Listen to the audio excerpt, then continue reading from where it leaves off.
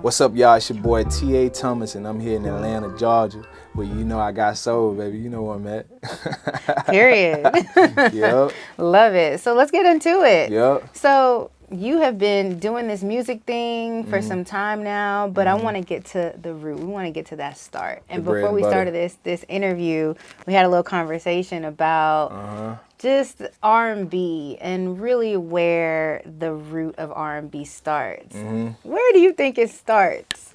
Man, come on. Church, man. Church, you know, in church you can either sing or you can't. Right. You know what I'm saying? You got to carry the congregation with feeling. Yeah. You know what I'm saying? I feel like church is like some of the greats. That's where it all started at, man. You talking about Ray Charles, Aretha Franklin, you know what I'm saying? That's where the bread and butter is in church. Yeah. Yeah. What do you think is the difference between artists who have grown up in the church and got their start in the church versus the ones who haven't? Man, to be real with you, it's that feeling. It's that feeling. It's like when you in church, you know you can't just be up singing. You gotta carry the audience. You gotta connect. You gotta tap into something.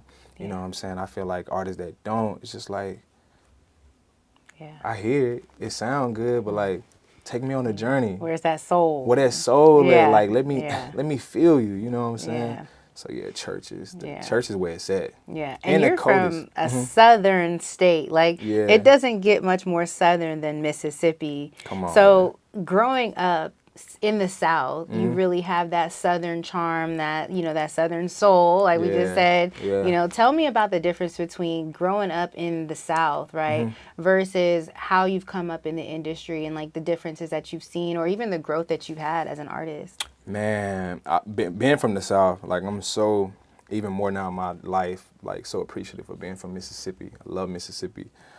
Such an important part of my sound, you know, from being raised on the blues.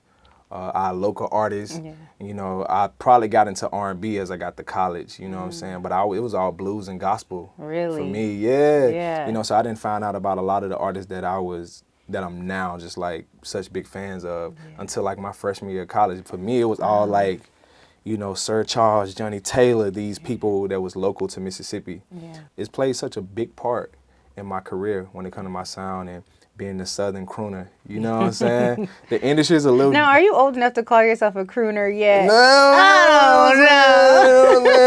In Mississippi, you know, you talk to little 13, 14-year-old, they sound like they about 50 years old. I know, Like, bro, it's you know crazy, what I'm saying? yeah. So me, I was raised by a lot of older people. Yeah.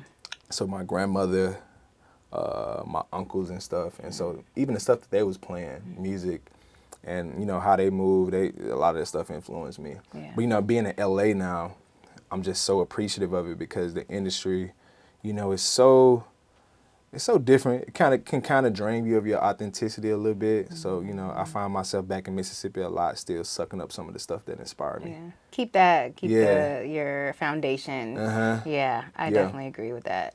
So as far as your sound, you know, you said you talked about it, you know, being from the South has contributed to your sound. Describe your sound to people who are familiarizing themselves with you and your music. All right, bet. So we started out talking about church. Yeah, so I do like church and B. You know what I'm saying? So like a good mix. Church and B is like a good mixture of church and R&B music. You know what I'm saying? Yeah. Because I approach every song just like I'm singing it to a congregation. You know what I'm saying? But yeah, it's like Southern Soul, which is a local genre to the Bible Belt, and it's a combination of like R&B, soul, gospel, country. It's like all of it. You know what I'm saying? So it's rhythm and blues. It's soul. You know, it's the churchy stuff. But yeah, that's kind of like it's like my little style. Yeah. And fun fact, you're self-taught. Yeah, so I was raised in church, PK, preacher's kid. No. So, you know, after church service was over, I used to go sit on the piano with the OG, and I'm looking at his hands. I'm like, ooh, shit, I can't wait to get home. So I go home, and I'm like, and I'm putting it together. Yeah. And, you know, my folks come in, they like, yo, you like playing. And so I, you know, taught myself how to play by ear. Wow. And that naturally kind of like trained my ear, you know, to sing. Right. So I started singing like a little bit later in life, but, you know, I started off as a musician first. But yeah, like I used to just like, I hustled after church and went back home and taught myself. Wow, that's impressive. Yeah. Now, you mentioned that you didn't really get into R&B until college, which, you know, from a lot of people's standpoint, you know, a lot of people get introduced to R&B at a young age, you know, early ages, and they're, especially like if you grew up in the 90s, you for sure got exposed to it as a kid. So coming into it, who was like the first artist that you really discovered as an R&B artist? Like, wow, this is it for me. Yo, I remember riding in the truck one day and I heard, I can make you. I'm like, yo, who is this? My uncle like, that's Tank, bro. You don't know who Tank is? I'm like, yo, this is hard. This sound like a. He was like, you know, of course it's a cover. Yeah. But I discovered his voice and I'm like, yo, it sound like he like a church guy. And I, you know, that was like my first discovery in R&B, like was hearing Tank. I know that's like, y'all like, yo, you late. I'm telling you, I was churched and bluesed out. Right. You know what I'm saying? But from then I went on like a deep dive and I just fell in love with Brandy, fell in love with Joe. You know what I'm saying? And these are all now good friends of mine. You know what I'm saying? I could hit Tank, I could hit Brandy up. They all like really good people. Joe, Brian McKnight, you know, Jasmine Sullivan, Fantasia. I was a big Tasia fan, man. Big Fantasia fan. But yeah, that's some of the artists that like I first discovered that I was, you know, then started stealing my sister's CDs. You know what I'm saying? Do you have an older sister? Yeah, I have older sisters. Okay, I have two older sisters, so I'm the baby. So Yeah. I started stealing their CDs, you know what I'm saying? And then also too, 106 in Park. Oh, wow, Yeah, 106 in Park kind of hit me a little bit. Yeah. Okay, so you're still young enough, old, but young You enough know what to I'm saying? remember 106 in Park. We love that. Love 106. Yes. Shout out to Free and AJ. Come and on. Of course, Bow Wow, Mr. 106 in Park himself. Man, I miss 106 in Park. Yes. That was a great time in music. It was. And it was definitely a way, like a really nice way to showcase music back then. And it was, you know, you looked forward to going home after school and you turn on that TV and you see 106 in Park. Oh, man, that was a time. Then Flavor Flav came on after, Oh, man. I was a little legit watching soap operas. I'm like, you know what I'm saying? Flavor of Love was crazy. I love that. So, okay, fast forwarding a little bit, you had an opportunity to work with fellow artists on an album that was Grammy nominated, Chris Brown's Breezy album. You have a placement on there called Tombout. I got these bitches. That's it. What are you talking about? Tell me about that. First of all, how did that come about? And then tell me a little bit about the creative process behind that song. Okay, so right before the pandemic, one of my group mates, I used to be in a group called Next Town Down. One thing about being in a group, we really perfected our creative process. And so we collaborated so well writing and being in the studio. So sometimes we would create these records and we like, yo, we just making this. This not necessarily for us, you know what I'm saying? But like, you just never know. But it all was intentional. And so like, we heard Chris was looking for records. So this producer, Killer B, used to see him in my apartment complex. I'm like, yo, bro, I want to work with you. And so came to the studio, we make this record. And like months down the line, like 2-3 years, he was like, yo, Chris is looking for some records for his album. He's like, I'm gonna send him this record. We was like, oh, okay, cool. Sent it, and Chris was like, yo, I gotta cut this. And me and my homie, Vaughn, who actually just moved from Atlanta, it's crazy. But Vaughn, he went and he finished the record, he finished writing it, because we had just started off like an idea. And Chris heard it, and he wanted to cut it. So, man, I was like, yo, that was crazy. And it was like, it's so important to be so intentional about everything you do, because, you know, stuff you're doing right now could reach ground 3-4 years from now, but if you're intentional about it, you know, it'll always have life. Maybe not a home yet. Go ahead, but, preach that. You know preach that. Come on, Rel. Come on. But yeah, you know, you got to be intentional. And going back to your question about the creative process, it really was just like, I'm very conversational. You know what I'm saying? So we approached that just like, you know what I'm saying? Just like a little conversation. And Trayvon, shout out to Trey for finishing the record, because we really started off as an idea with a ton of melodies. Yeah, but that opportunity opened up just like so many doors in my career. And shout out to Chris, because Chris is a person that have no respect of position. He's like, yo, I don't care if you boo-boo from Alabama or Mississippi or Florida. Like, if you got the sauce, I just want the sauce. I want the record. So shout out for him. You can see, like, people that can see the vision and see the talent and see, it don't matter where you come from. Shout out to Breezy for being a true collaborator. You know what I'm saying? Yeah, so that's kind of that moment. It was a big moment in my career. Awesome. Yeah. And you have a few songs that you have come out with. Let's get into a few of the recent ones. Risky. Risky, I want to talk man. about that one first before we get into your newest single. Risky, I listened to it and it's love. It's love, and it's something that I think that R&B is missing these days. Yeah. Like, you know, that feeling of being in love with someone, especially from the male standpoint. It's respectful. It's something that you can play in the car and get that feeling, that emotional side of like, wow, Yeah. I might be risking it all, but I might be it's risking- worth it for love. Yeah. Tell me about that song. I'll be real with you. So I'm very much so a part of like every record that comes out, like writing. So if a record is done, it gotta be like, I gotta be super connected to it. Yeah. So my A&R guy that signed me, J-Dot, he was like, I want to play this record for you. And shout out to TC, Dimitri, and JT for making this amazing record. They played it for me, and I was just like, the piano came on, I'm like, nigga, this feel like some church shit. Then the melody came in, I'm like, yo, and I heard the message, because again, I'm very conversational.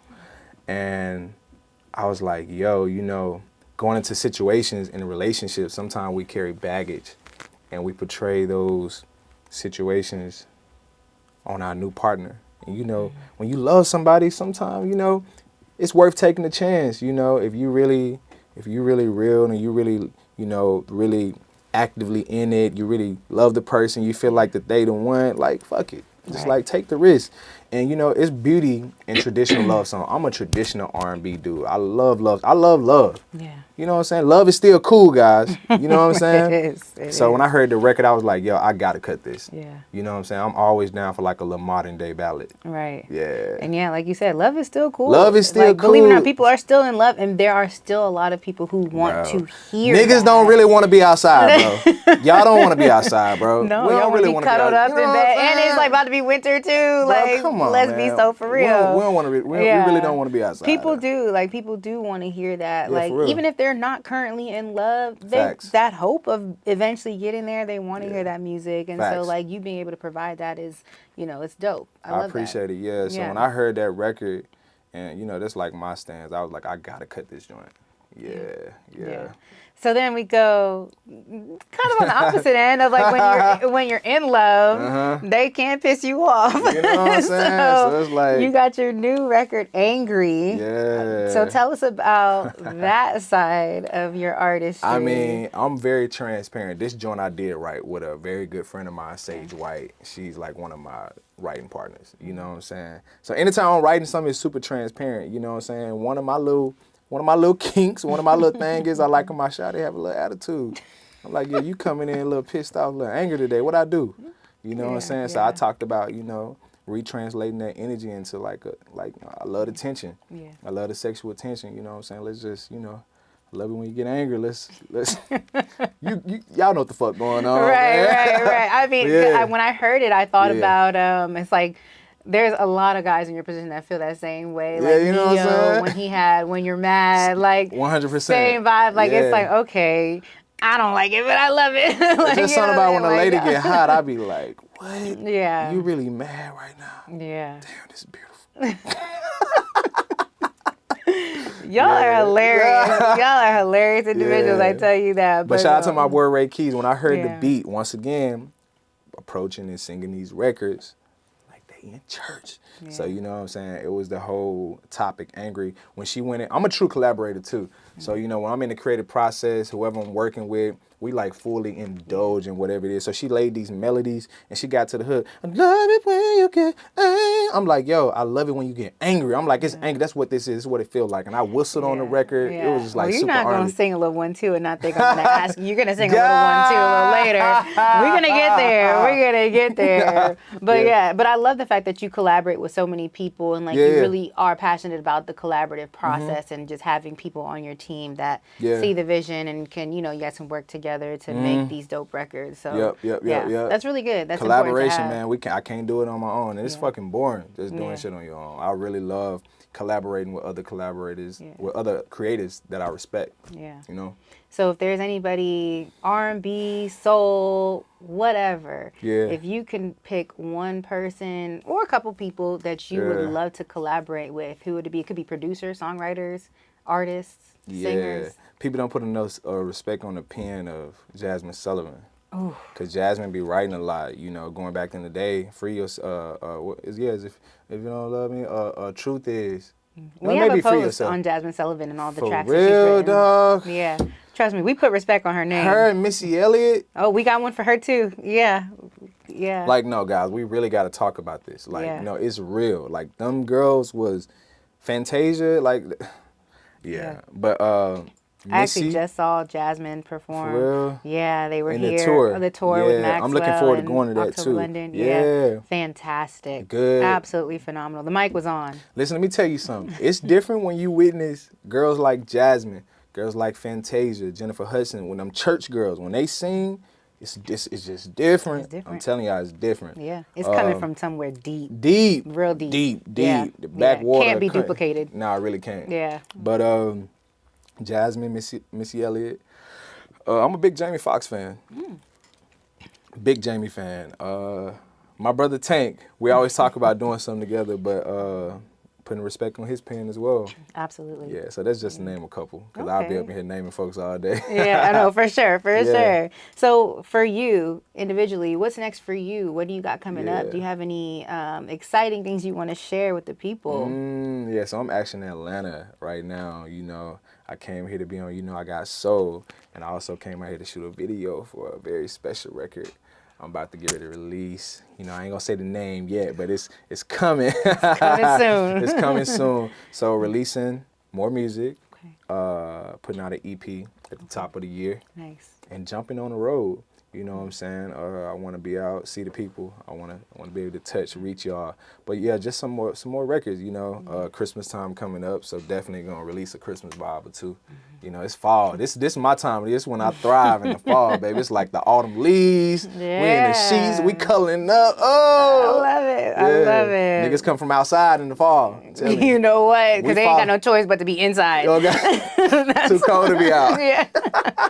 That's exactly why. But yeah, okay. I love that for you. Yeah, that's really exciting. So before we go, all right, Angry, your newest single. Yeah. Give us a line. Just give us a little bar. She said, I love the way you get to slamming doors. Gonna be a long night. Take advantage of that attitude. Get you in the mood, yeah. Whether it's a long day or it's my fault, yeah. I just love the tension when it's thick, just like you. And I do the things I do, so you can tell me to leave you alone. But that look in your eyes, let me know that you really want it. I do something to make you scream. Type shit, Hey. Yeah, so tell everybody where they can find you on social media, listen to your music, all the things. You can find me on all social media platforms at T.A. Thomas. On all music DSPs at T.A. Thomas. And yeah, if you want to know what I got going on, what's coming out next, follow my, subscribe to my website at T.A. Thomas, and you'll see all the music I got dropping, all the events and stuff I got coming up. Yeah. Awesome. Thank you so much. It was a appreciate pleasure. you. Yeah. Hey, we cannot wait. No, dab me up. I was giving you a high five. Oh, okay. I ain't no waiting for the sound sometimes. But no, I love it. I can't wait to see everything you. that you got going on and all the things that are coming up. I appreciate you for having me. Absolutely. And congratulations on everything. Appreciate you. I'll be streaming. Don't worry about me. I'm being T.A. Thomas down, okay? You know what I'm saying? When y'all need to, I got soul jingle, just hit your boy up. Oh, you already know. I got y'all. You already know. Thank you. Thank you.